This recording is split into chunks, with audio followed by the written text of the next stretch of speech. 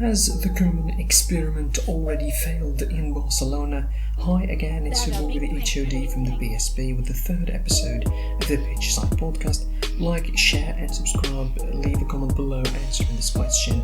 In fact, without wasting any much time, let's get into this. So Atletico Madrid managed to end a 20-match winless streak against Barcelona on Saturday and grabbed a very valuable 1-0 victory over the Catalan side.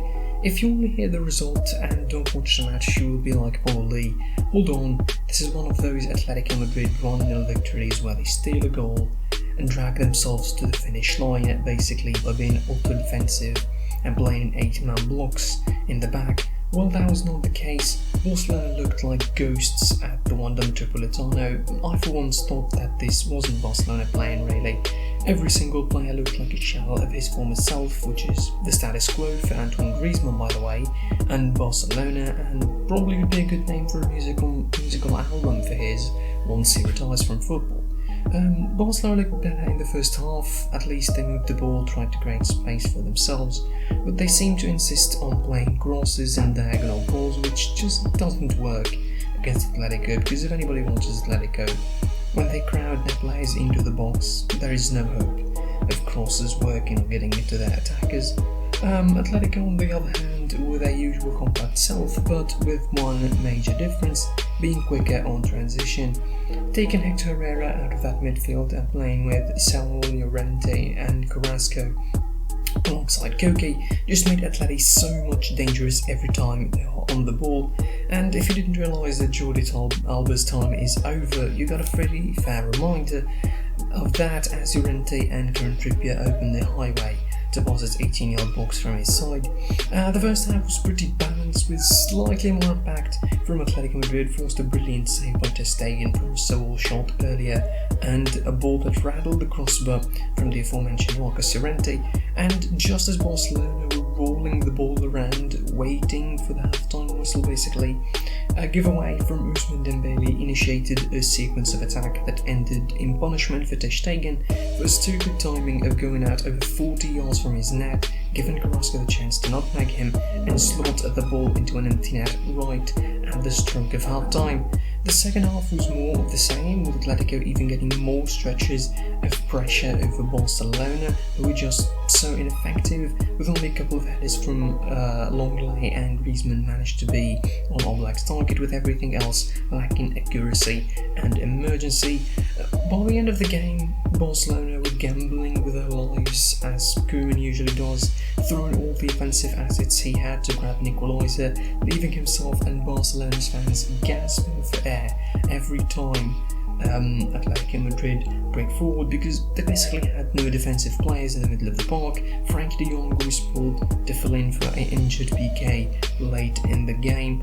In short, Barcelona didn't only lose the game, but also Sergio Roberto and PK to injury, with the PK one probably being a long-term one similar to Virgil van Dijk. It looked nasty on rewatch, and also they lost a lot of more of their prestige, the supporters' confidence in players, and in Koeman's method of putting game plans. But of course we shouldn't be out here just lamenting Barcelona. We should also give Atletico all the credit in the world for having way more desire to win than Barcelona, putting a smarter game plan in Barcelona and executing it to absolute perfection, as well as picking the right moments to hit Barcelona where it hurts. I think this might be their season, at least for Atletico Madrid. In La Liga, they are the best team at the moment, probably alongside Real Sociedad, and looking at the lay of the land, Real Madrid, Barcelona are just too vulnerable and shambolic. If Diego Simeone wants another La Liga title, probably there won't be better circumstances than this season unless they shoot themselves in the foot somehow, who knows, but this I think should be their time to rise and win. Elsewhere in La Liga, Osasuna drawn against Huesca in a goalless draw on a Friday, surely nobody cares about that. Levante drawn against Elche 1-1 to open Saturday fixtures, and the same result was the one that Real Madrid registered in their trip to face Villarreal, in a game where it was basically most of their season so far, and a copy-paste almost of what happened against Valencia, bar the result being good for the first half an hour and then fading away as the game shifted more and more towards Villarreal, who got a deserved point, let's say a less than deserved to be fair point, for their performance and numerous attempts created, while Real Madrid are simply not heading in the right direction before a massive clash against Inter away next week in the Champions League.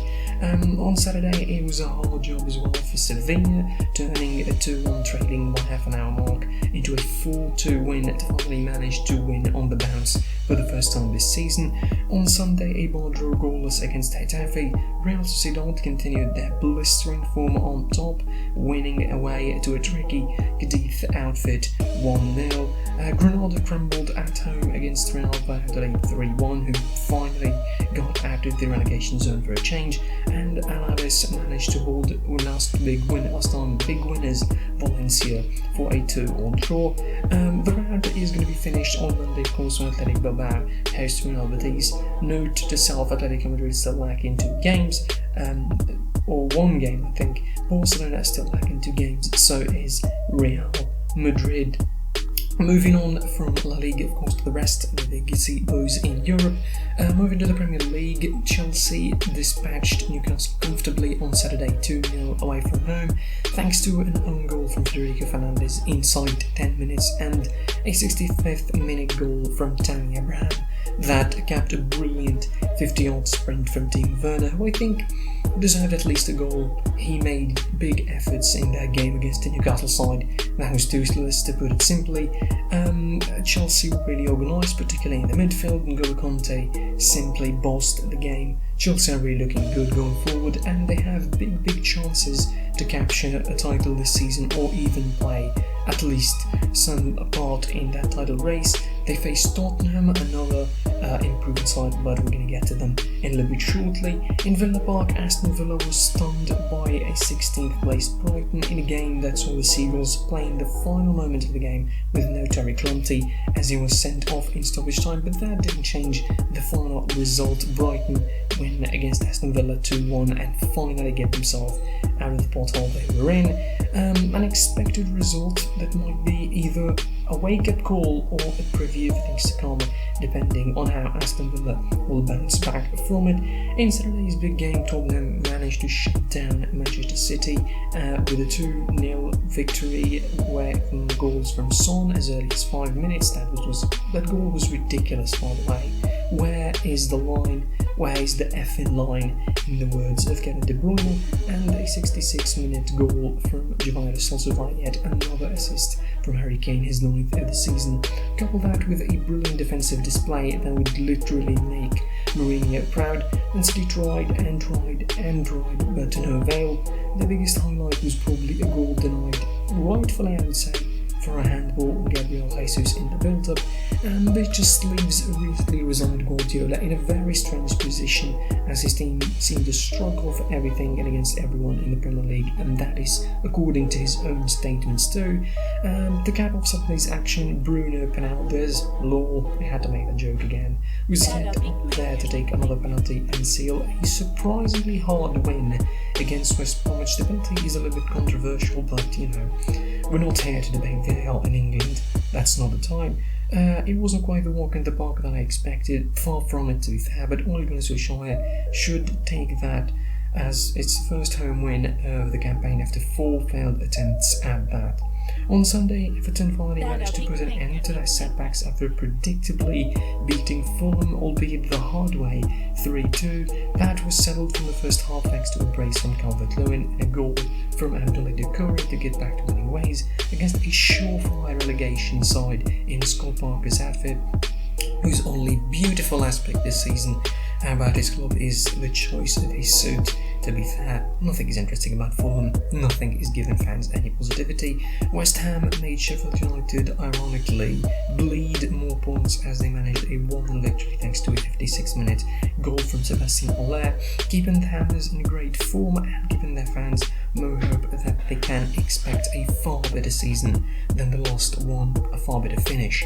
Anyway, Leeds United versus Arsenal, as dull as any game you would see, so it ended 0-0, and the guys will miss Nicolas Pepe for the next game after being sent off after turning basically into Zidane in that game. So it is a double trouble for a side that we all thought under Mikel Arteta is finally out of his slump. And in the main event, I'm sure I can positively say that Liverpool stunned our expectation by beating Leicester quite comfortably in the end, 3-0 to go top of the table alongside Tottenham. Crossing was Leicester's Achilles heel as they conceded twice on corners, including an own goal from Johnny Evans and another open play turned in by the player informed Diogo Jota. Roberto Firmino finally broke his spell and scored a goal after coming millimeters close for the goal, only for the goal line technology to deny him shades of the game against Manchester City a couple of years ago when Mo Salah was denied by Laporte, only a matter of millimeters. All in all, it was far better than anything Liverpool fans expected. 3 points and more impressively a clean sheet that was almost not in the predictions of anyone, including myself here. And seeing the way Leicester performed, it didn't come as a big surprise in the end. Liverpool now should turn their focus to racking another win against Atlanta, while Brendan Rodgers' Leicester need to really shake off that lag, dust off and keep going. The Premier League round finishes on Monday when Burnley face Crystal Palace and Southampton travel to Midlands to face Wolves in a tricky trip. Moving on across the border, Italy, Lazio managed to avoid slipping in the rain, literally against bottom of the table Crotone, who cannot slide more down than that. See what they did there, after goals from Chira, Immobile and Joaquin Correa either side of halftime guaranteed them a very important win, keeping the momentum going from their crucial draw against Juventus in the last round. Atalanta surprisingly were held to a goalless draw against newly promoted Spezia as they looked ahead to a trip to Anfield to face Liverpool in the Champions League, with a 5-0 dropping at home still fresh in their minds and maybe taking them over a game slightly, albeit with a modified side from Gianpiero Gasperini. In Turin, it was the CR7 show as he scored the third and fourth goal in 3 games since returning from COVID-19 illness, with both goals coming in the first half to secure a routine win for Pirlo's boys at ahead of another easy fixture against Ferencváros in the Champions League next midweek. On Sunday, Fiorentina was shocked to the core after Benevento managed a sneaky 1-0 victory from the Ennio Torrini Stadium, giving Laviola more to think about this season.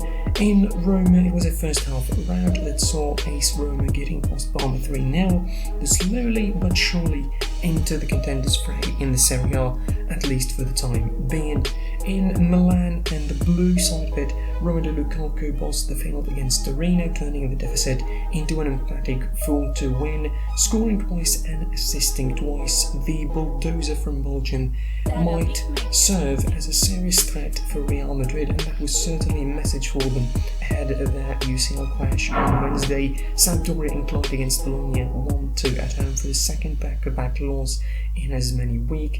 In the game out of surprise packages, the strongest attack in the league alongside AC Milan, Sassuolo beat its now former strongest defence Verona 2-0 thanks to goals from Jeremy Boga and the ever-brilliant Domenico Berardi to stay behind Milan in second and put themselves in a good situation to finish at the top half of the table at least.